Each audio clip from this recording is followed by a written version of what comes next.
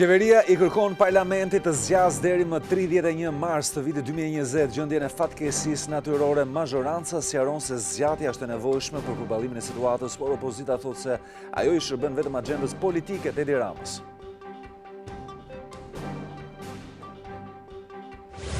Opozita ka premtuar shfuqizimin e paketës anti-shpifje me ardhjen në pushtet pasi e konsideron si shkelje të lirisë së shprehjes, por paketa miratohet nga Komisioni i Ligjeve pa ndryshime në nenet e kritikuara nga shoqatat e mediave dhe OSBE.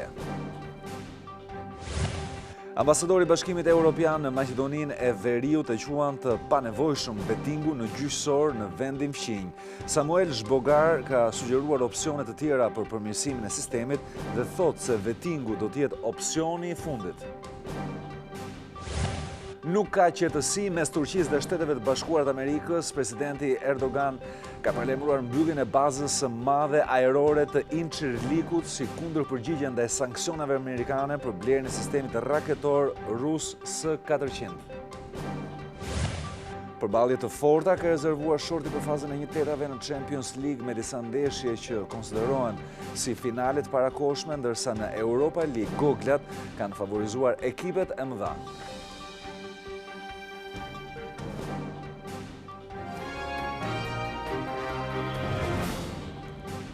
Më mbroma, mirë se vini në lajmet e televizionit Klan, është edicioni informativ i orës 19:30 minuta, do të jemi së bashku. Qeveria i ka kërkuar parlamentit që të zgjas deri në datën 31 mars të 2020 gjendjen e fatkeqësisë natyrore. Mazhoranca ka sqaruar se zgjatja është e nevojshme për përballimin e situatës që është duke kaluar vendi, por ka patur reagime nga ana e opozitës, e cila thotë se kjo gjë i shërben vetëm agjendës politike të kryeministrit Edi Rama. Qeveria propozoi shtyrjen deri në 31 mars 2020 të gjendjes së fatkeqësisë natyrore për pasojat e tërmetit të 26 nëntorit që goditi vendin ton. Kërkesa që mban firmën e kryeministrit është propozuar nga Ministria e Mbrojtjes dhe i drejtohet kreut Kuvendit Gramoz Ruçi. Parlamenti nisi shqyrtimin e saj në Komisionin e Sigurisë. Përfaqësues të mazhorancës dhe Ministrisë së Mbrojtjes thanë se shtyrja deri në 31 mars e fatkeqësisë natyrore do jap zgjidhje përfundimtare strehimit të banorëve dhe rikthimit të tyre në banesat e rikonstruktuara. Po kështu sipas tyre brenda këtij afati do të nisë edhe procesi i rindërtimit, por opozita reagoi me anë të një deklarate duke thënë se me zgjatjen e gjendjes së jashtëzakonshme edhe për 3 muaj të tjerë, qeveria nuk i shërben qytetarëve të prekur nga tërmeti, por agjendës politike të Edi Ramës. Partia Demokratike thotë se 30 ditë janë të mjaftueshme për të rikthyer qytetarëve sigurinë për banesat, për të bërë planin për strehimin e përkohshëm të gjithë të prekurve dhe planin për rindërtimin e banesave, shkollave dhe spitaleve të dëmtuar. Por sipas saj, këtë afat qeveria e përdori për show dhe jo për ofrimin e zgjidhjeve në dobi të qytetarëve. Në deklaratë thuhet se zgjatja e fatkeqësisë natyrore nuk është e justifikuar dhe se përmes shtyrjes me 3 muaj, Rama synon të pengojë implementimin e reformës zgjedhore dhe zgjidhjen e krizës politike, siç Bundestagu kërkon, përveç zgjedhjeve të parakohshme, të përgjithshme dhe vendore, pasi kushtatuta i ndalon ato për sa kohë vendi është në një situatë të tillë. Vetëm 2 ditë pasi opozita kritikoi prokurorinë për mospërfshirjen e Vangjush Dakos në listën e personave të arrestuar apo të shpallur në kërkim si përgjegjës për pallatet e shembura, kryeprokurori Olsian Çela ka vlerësuar punën e prokurorisë së Durrësit duke thënë se ajo është e pavarur. Prokurori i përgjithshëm Olsian Çela shfrytëzoi një takim me prokurorët e krimeve të rënda për të vlerësuar punën e prokurorisë së Durrësit në lidhje me hetimet për pasojat e tërmetit të 26 nëntorit. Rezultatet e hetimit në çështjet që lidhen me pasojat e tërmetit të 26 nëntorit nga prokuroria pranë gjykatës së rrethit gjyqësor Durrës janë provë funcionimit të pavarësisë reale të prokurorëve, vlerësoi punën e tyre në këtë drejtim. 2 ditë më parë, Partia Demokratike shprehu kritika për punën e prokurorisë nëpërmjet 2 deklaratave të bëra nga nënkryetari Edi Paloka dhe Dega e Durrësit. Në Durrës e di edhe qytetari më i fundit se Vangjush Dako është kryepërgjegjës për këtë situatë, jo vetëm se ka mbi 10 vjet që drejton si kryetar bashkie, por edhe sepse privatisht ka qenë implikuar direkt me firmën e tij 3D në ndërtimin e shumicës së pallateve të dëmtuara. Po pse atëherë emri i Gjushit nuk del në listën e polica prokurorisë së Durrësit? Shumë e thjeshtë dhe e qartë për këdo. Gjushi ka mbrojtjen direkte të Ramës. Prokuroria ka lëshuar 17 urdhër arreste për zyrtar, ish-zyrtar, ndërtues, inxhinier, zbatues, projektues e kolaudator. 9 persona janë vënë në pranga, 8 të tjerë janë shpallur në kërkim, ndërsa hetimet vijojnë dhe pritet të ketë edhe arrestime të tjera. Në qytetin e Laçit ka nisur shembja e pallateve të cilët u konsideruan si të pabanueshëm, në total janë klasifikuar si të tilla 60 godina. Inspektorati Kombëtar i Mbrojtjes së Territorit nisi aksionin për shembjen e 7 pallateve në lagjen numër 4 në Laç, të cilat rrezikonin jetën e banorëve.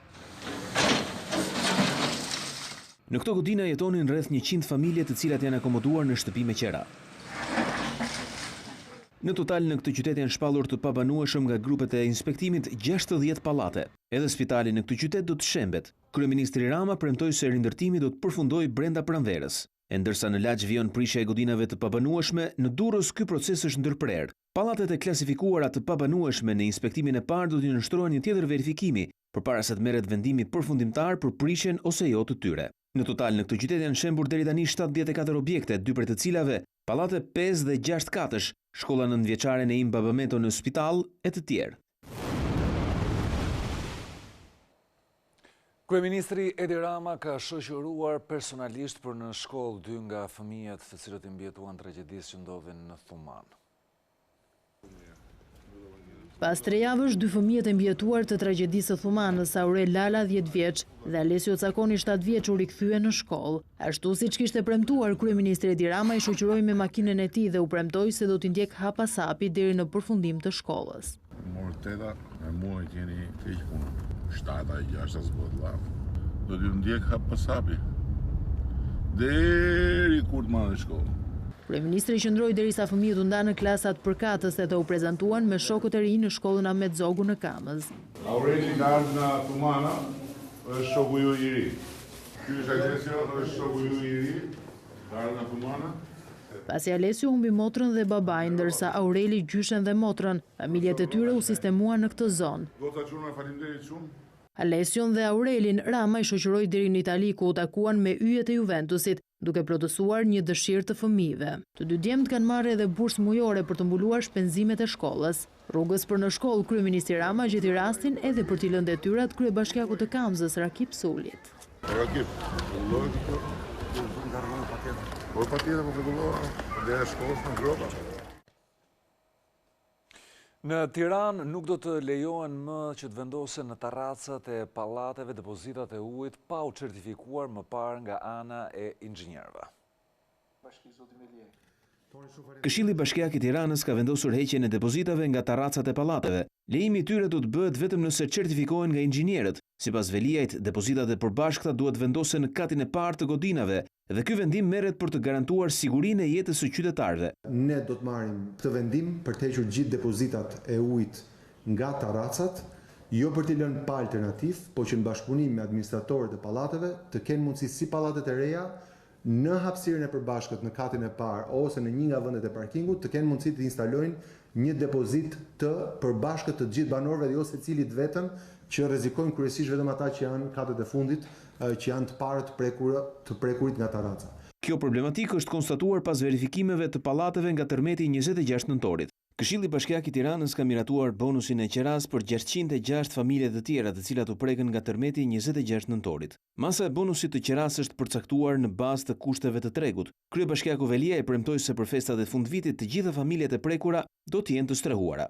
Më vjen mirë që kemi dhënë 1188 bonus i qeraje, pra qerat plota 100%, kemi qenë me kryeministrin në disa prej tyre, edhe vetëm ideja që janë tashmë në një shtëpi më të mirë, se fakti që kanë në një pallat që shpalli pabanueshëm, dhe për të kaluar në një pallat të ri, ku në një pjesë madhe ju kanë tepruar dhe nga qerajet, duke thënë që qerat në kinostudin kombinat janë modeste, janë tashmë më mirë, edhe pse kjo është një zgjidhje afat shkurtër. Gjithashtu bonus qeraje do të përfitojnë edhe familjet që strehoheshin në 10 godinat e Universitetit Bujqësor të Kamzës. Bashkia ka një plan edhe për studentët që duhet të strehohen në banesa me qera. Nëse e bëm këtë për qerdet, kopshtet, shkollat, do ta bëjmë këtë edhe për studentët. Kështu që në dallim nga qyteti studenti dhe mjekësia, ku ne kishim godina me hapësirë dhe ku të mjekësisë transferuam ke inxhinieria në Universitetin Bujqësor, të 10 godinat u rafshuan. Kështu që për këtë arsye kemi rekomanduar 2 masa.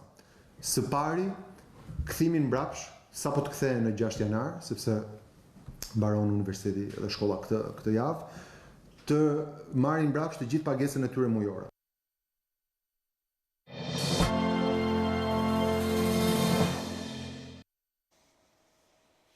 Kryetari i Partisë Demokratike, Lulzim Basha, ka premtuar se me ardhjen në pushtet do të anullohet nisma anti-shpifje e qeverisë pasi ajo cënon lirinë e shprehjes dhe synon që ta kthejë vendin në kohën e diktaturës. Kundërshtisë së shoqatave të gazetarëve se paketa anti-shpifje e hartuar nga mazhoranca cënon lirinë e shprehjes dhe e kthen shtypin në periudhën e diktaturës, Lulzim Basha ju përgjigj me një zotim konkret. Në një tryezë të organizuar me përfaqësues të medias, kreu i opozitës premtoi se pas ardhjes në pushtet, këto dy projekt ligje do të zhbëhen. Së pari, për anullimin e këtij akti dhe çdo akti tjetër ekzistues që cënon standardet elementare europiane të së drejtës së fjalës e shprehjes së lirë. Së dyti, kërkesën për të hartuar së bashku një kuadër rregullator, legjislativ dhe vetë rregullues, i cili do të hyjë në fuqi që në javët e para të një mazhorance të re përbërë nga opozita e bashkuar sot. Dhe së treti, për të dhënë fund çdo praktike, duke nisur me praktikën e kasetave, bllokimin e aksesit të gazetarëve dhe të kamerave në çdo lloj aktiviteti. Përfaqësues të shoqatave të gazetarëve, teksa e akuzuan kryeministrin Rama se po censuron fjalën e lirë, i kujtuan Lulzim Bashës se e njëjta problematik ka shoqëruar median edhe kur vendi qeverisej nga e djathta. Edhe ju, kur keni qenë pushtet, si keni bërë me ligj, keni bërë në mënyra tjera, keni bërë komisione hetimore, lloj-lloj budalliqesh të kësaj natyre, keni pas media afër, media larg, media që i sulmonit, media që i donit. Kjo do të fillojë në radhë parë me një pranim ose me një mea culpa të asaj që ka ndodhur. Ky qëndrim e bëri kreun e opozitës që të kërkoj falje edhe për qasjen që e djatha ka pasur me median. Mea culpa e Partisë Demokratike edhe për ekseset e periudhës 92-97, edhe për pjesën tjetër të borxhit moral ndaj medias.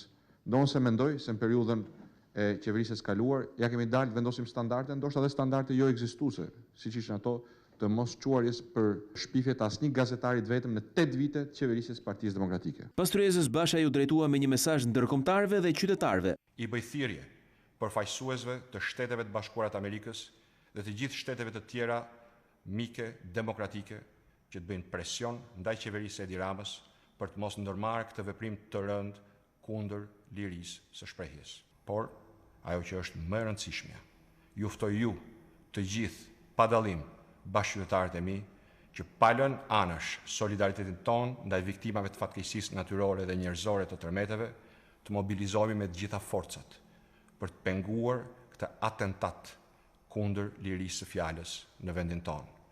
Kjo qeveri nuk do mund të na mbyll gojen. Për sa i përket përfshirjes së faktorit ndërkombëtar, kryerepublikani Fatmir Mediu hodhi idenë e prezantimit të një rezolute të përbashkët mes opozitës dhe shoqatave të mediave.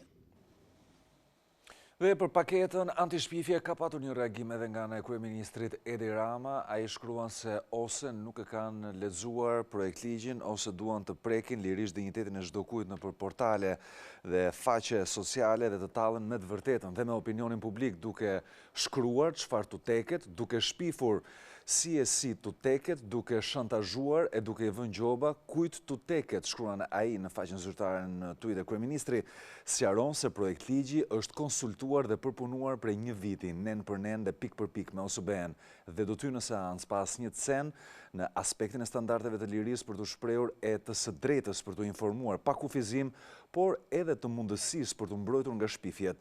Në reagimin e tij, ai u përgjigj edhe kritikave për kanalin e tij RTV në Facebook.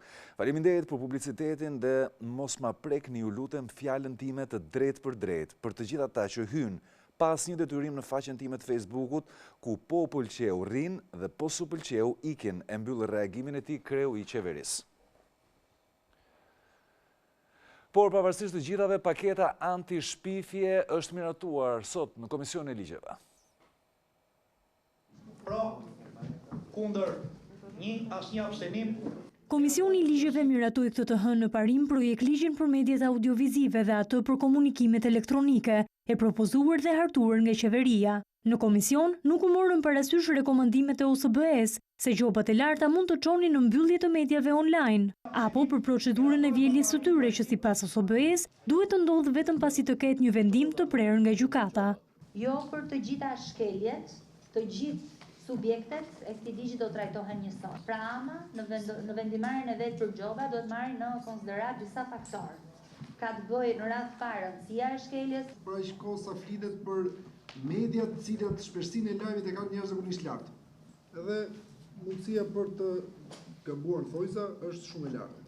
Gjobat mos lëvizin. Nenet për mënyrën e vjeljes së gjobës janë marrë nga ligji aktual për mediat audiovizive dhe mund të pësojnë ndryshime deri në votimin e ligjit në parlament. Në Komisionin e Ligjeve, drafti pësoi ndryshime në lidhje me përzgjedhjen e anëtarëve të Këshillit të Ankesave.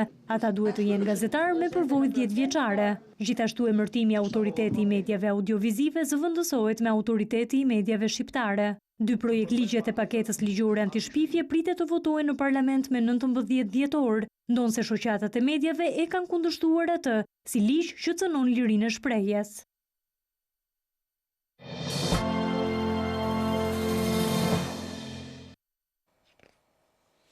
Çfarë po ndodh aktualisht në Kosovë në lidhje me formimin e qeverisë? Negociatat janë ende duke vijuar, por kreu i LDK-s Sisa Mustafa thotë se ende palët nuk po gjen dot një dakordësi se takon çështjes së presidentit.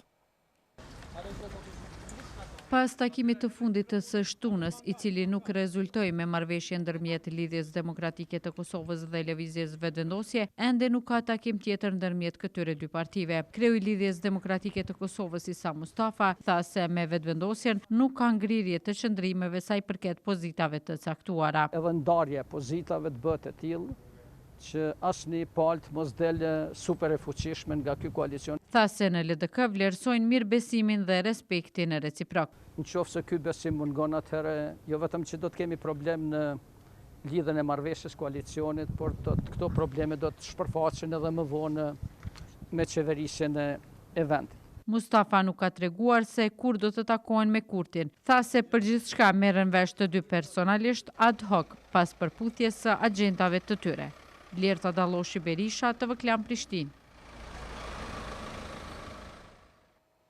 Ambasadori i Bashkimit Evropian në Shkup Samuel Zhbogar thotë se Maqedonia e Veriut nuk e ka të menjëhershme nevojën për nisjen e një procesi të vettingut në gjyqësor.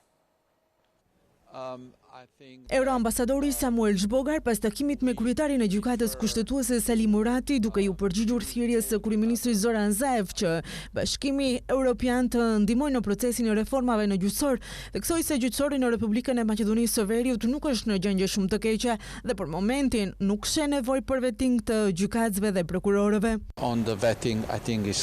Pozita jonë për vettingun është e qartë. Mendoj se ne preferojmë që të shfrytëzohen elemente të tjerë, që të përmirësohet gjyqësori, i cili në fundit nuk është në një situatë shumë të keqe. Ka shumë mënyra që të përmirësohet gjyqësori. Gjithsesi, ne mund t'japim mbështetje. Njëri ndër projektet është ndjekja e rasteve të korrupsionit të lartë në gjykata dhe atë do ta bëjmë vitin e ardhshëm. Mendoj se kjo do të ndihmojë që të përmirësohet situata. Vettingu gjithmonë është opsioni i fundit. Para së gjithash, për këtë duhet konsensus nga të gjitha partitë politike. Për momentin nuk shohim asnjë nevojë për të, megjithatë vendimi është gjithmonë i vendit. Kryeministri Zoran Zaev më 1 dhjetor nëpërmjet një video ftoi Komisionin për Antikorrupsion që të fillojë me procedurën e kontrollit të pronës së gjykatësve dhe prokurorëve dhe të konstatojë konflikte të interesit.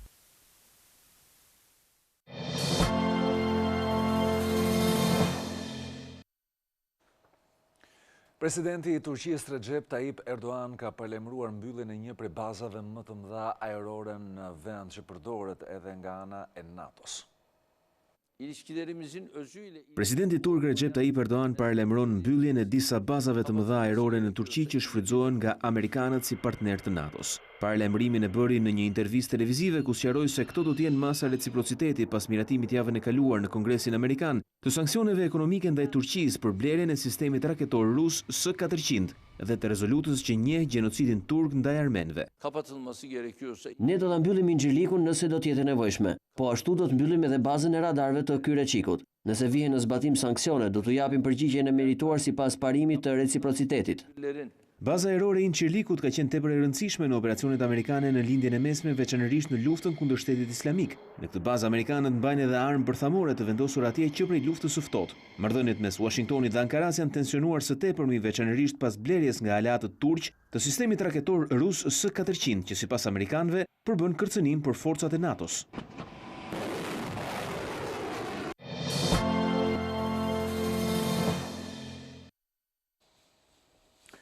Festat janë në Prag dhe nëse themi festa, fjala e dytë që na vjen në mendje janë dhuratat. Të gjitha aktualisht janë duke u përpjekur që të bëjnë zgjedhjet e duhura dhe pajisjet elektronike janë një alternativë shumë e mirë. Ndiqni propozimin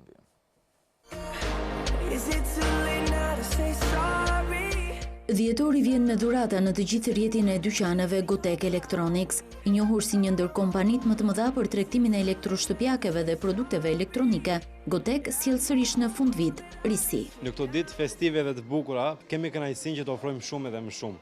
Në gjithë rrjetin e dyqaneve Gotek Electronics, klientët do të kenë mundësi që të gjejnë ulje reale deri në minus 45% dhe shumë dhurata të cilat do të shoqërojmë me produktet që klientët tanë do të blejnë. Në këtë fest ofertash, klientët do të kenë mundësi që të gjejnë oferta në të gjitha kategoritë. Gotek ofron një mundësi të mirë në këto ditë festash për të bërë dhuratën e duhur të afërmve dhe vetes. Nga gama e gjerë produkteve të cilat do të preken nga oferta festive e këtyre ditëve, unë do të veçoj disa produkte. Një ndër to është edhe celulari A50 Samsung, I cili për herë të parë vjen me çmimin më të mirë në treg. Për sektorin e elektroshtëpiakeve të mëdha, është frigoriferi Samsung Digital Inverter që vjen me një çmim fantastik dhe me një fshesë Samsung dhurat. Mes shumë ofertave që do të kenë televizorët, është televizori I Hyundai 43 polsh, smart, Android LED Full High Definition. Klientët do të gjejnë dhe larse në tharse Kandi, lan 9 kg, than 6 kg, vjen me një çmim I jashtëzakonisht shumë të mirë, plus një hekur rrobash dhurat. Gotek Electronics ofron mundësinë e blerjes me këste,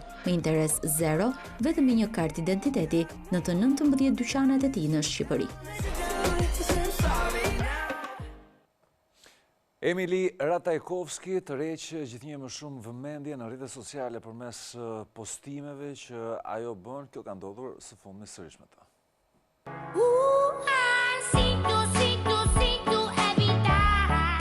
Qëllimi ishte reklamimi veshjeve intime, marke themeluar prej vetë saj, por Emili Ratajkovski ka thyer rrjetin me foto dhe videot e publikuara.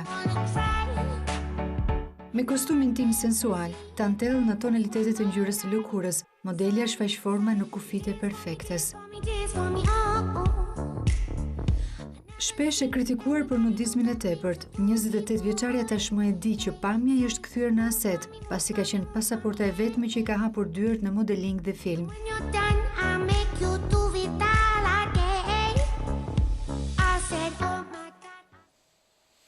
Kemi ardhur në fund të këtij edicioni, qëndroni më te këtu me transmetimet tona me Klan.